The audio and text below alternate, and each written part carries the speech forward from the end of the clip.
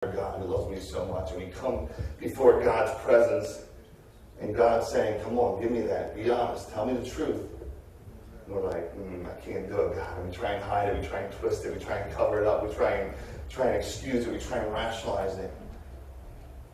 And God's saying, will you just trust me?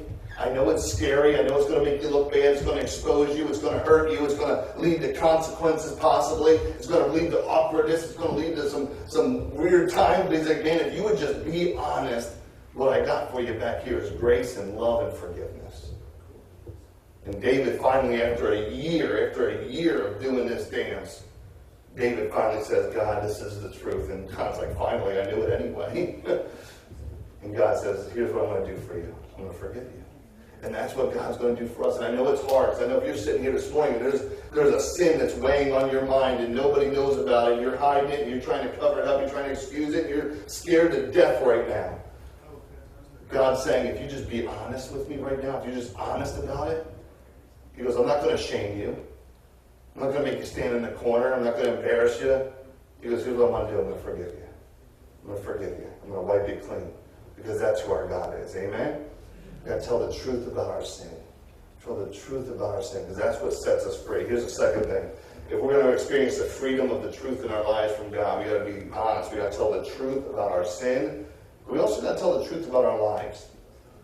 Man, we're some good actors in church sometimes, aren't we? Church is full of actors.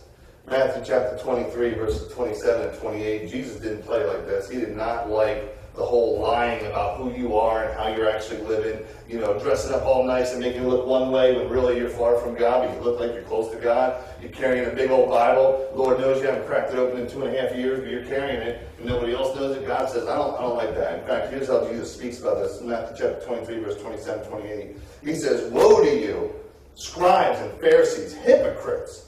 For you are like whitewashed tombs, which outwardly appear beautiful, but within are full of dead people's bones and all uncleanness. So you also outwardly appear righteous to others, but within you are full of hypocrisy and lawlessness.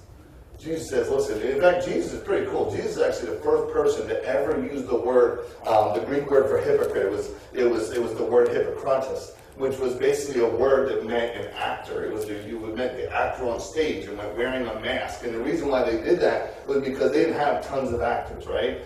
They didn't have the screen actors deal back in Jesus' day. So when they would put on a play, what they would do is they'd have all these different masks backstage. So one actor would come out and he'd be one character, he'd hold up a mask and be that character, and then he'd run backstage, grab another mask, and he'd be another character. And then he'd run backstage and be another character. And he just kept switching masks. And Jesus was the first one to take that word and that action and say, okay, now don't do that in your life.